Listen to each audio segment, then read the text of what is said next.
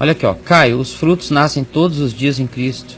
E isso é o que vale nas nossas vidas. Em Cristo somos mais que vencedores. Estou assim desde que te escuto. Um beijo no seu coração. Amém. Beijo no seu também. Isso. Pelo contrário, Caio, aceitei Jesus há 4 meses e venho tentando seguir o Evangelho e sinto grandes mudanças na minha vida. Ele vem dando frutos. Obrigado, Caio. Amém. Deus te abençoe. Isso. Agora aqui, Caio, uma pergunta. Quantas vezes passamos por um período de tristeza, falta de esperança, falta de ânimo, devido às circunstâncias, Caio? Será a falta do Evangelho? Às vezes ficamos como em um deserto. Isso é porque o Evangelho não chegou ainda?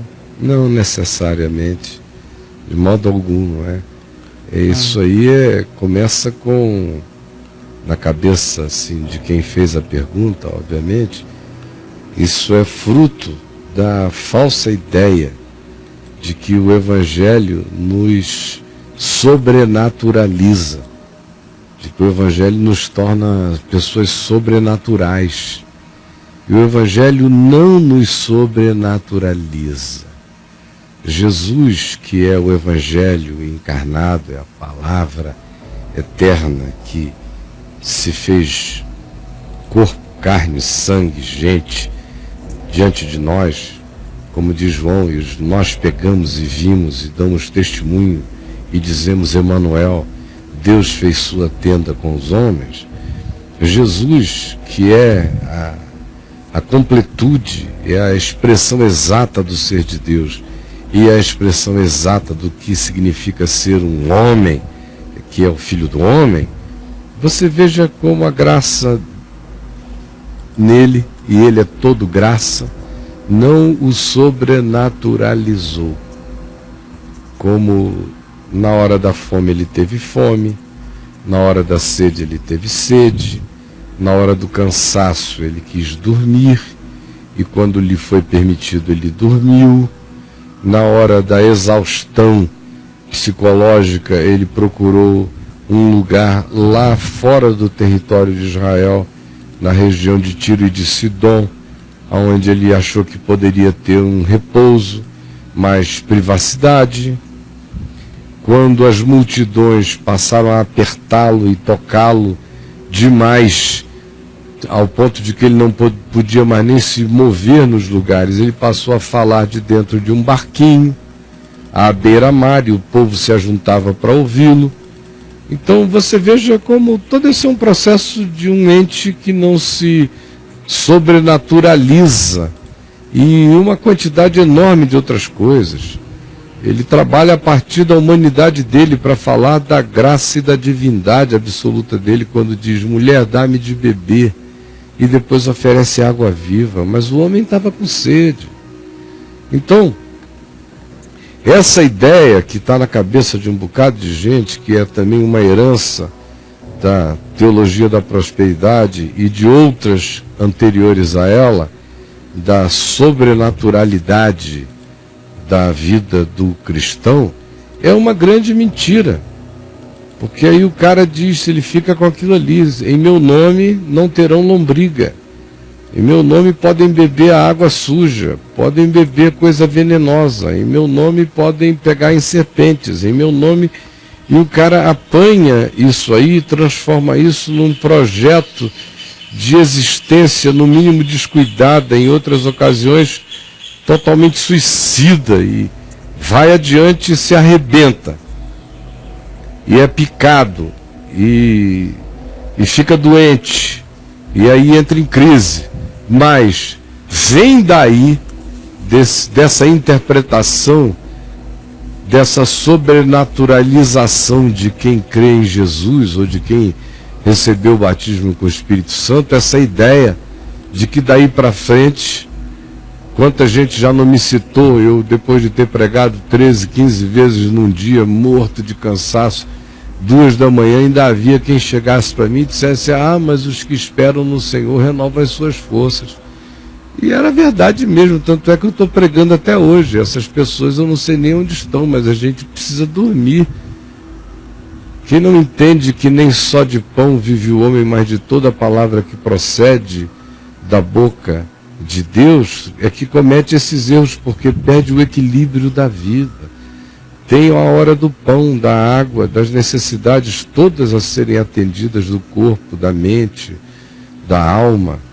E as necessidades e demandas e completudes do espírito, que acontecem todas elas vinculadas ao que eu sou no meu todo, corpo, alma, espírito, mas que tem a sua ansiedade sempre completamente transcendental, que vem do meu espírito. Então, quando isso se equilibra como compreensão na minha mente, eu trato cada coisa como cada coisa, sem ficar com nenhuma aflição a respeito de doença, ou dor de cabeça, ou fragilidade física. Trata de cada coisa, ou necessidade afetiva, ou numa tristeza experimentar uma fase depressiva. Tudo isso a gente encontra, por exemplo, em Jesus, que na hora da dor maior ele é tomado de agonia, ele sua sangue, ele diz: eu estou profundamente triste. A gente vê isso em Paulo o tempo todo. Paulo diz para que eu não fosse consumido por excessiva tristeza. Deus me fez essa graça de poupar esse amigo, porque era muita pedrada já em cima de mim.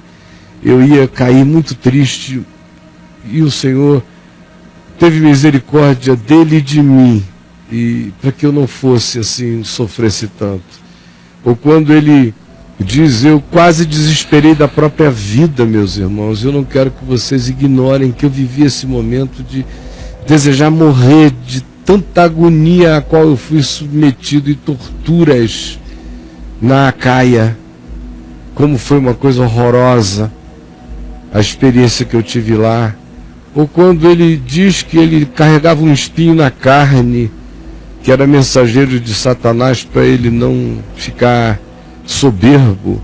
Ou em 2 Coríntios, no capítulo 4, quando ele diz que estava preso, e ele diz: olha, estou preso e triste, porque todos me abandonaram, porque estou com o coração arrasado, porque Alexandre o Latueiro, que era nosso irmão aqui, discípulo, foi dar testemunho falso a meu respeito no tribunal. Estou passando um frio danado, traz a capa que eu esqueci na casa de Carpo em Troade, está frio, está gelado. Traz os meus livros, porque está um tédio danado essa prisão, os livros que eu deixei também na casa de Carpo, traze para mim quando tu vieres. E eu estou sozinho, todos me abandonaram, somente Lucas está comigo. Isso não é declaração de um ser sobrenatural, mas de um apóstolo completamente humano, vivendo e afirmando a realidade de cada coisa. Então, respondendo a você, é claro que não necessariamente, quando a gente entra nesses estados, é porque o Evangelho não entrou em nós. Existem fases na vida. Agora, quase sempre, eu diria com certeza uma coisa: essas fases tomam conta da gente e ficam muito mais fortes em nós, de duas uma. Ou quando elas fazem parte de algum mal congênito, e a gente não descobriu ainda na área química ou cerebral, aí tem que haver uma intervenção. Ou então, essas coisas fazem um mal muito maior a nós quando a gente sucumbe ao medo, que relaciona a existência de tais coisas ao abandono de Deus na nossa vida, ao desaparecimento de Deus. Aí fica uma coisa perversa, que é o que vem como implicação de se crer nessas coisas que são chamadas de Evangelho, mas são essas fantasias mentirosas do Evangelho que se anuncia por aí, que preconiza a sobrenaturalidade do crente, como ele é filho do rei, como ele é cabeça e não é cauda, como em relação a ele, tudo dele brilha mais, tudo dele é especial. E perversidade, se acontece na vida dele, não dá para entender, e os outros interpretam dizendo já um juízo.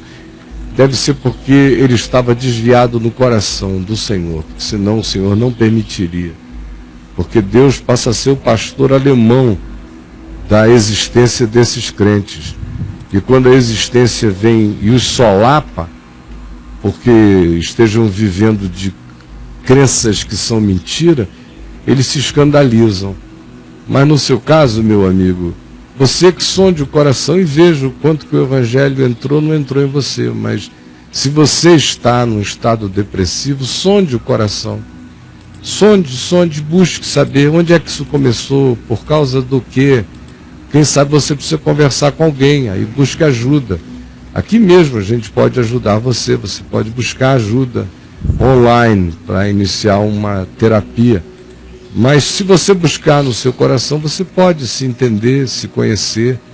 Às vezes tem a ver com desassossegos que decorrem de nós não termos ainda tomado na nossa vida decisões que o nosso coração pede que a gente tome, para o bem da integralidade do nosso ser.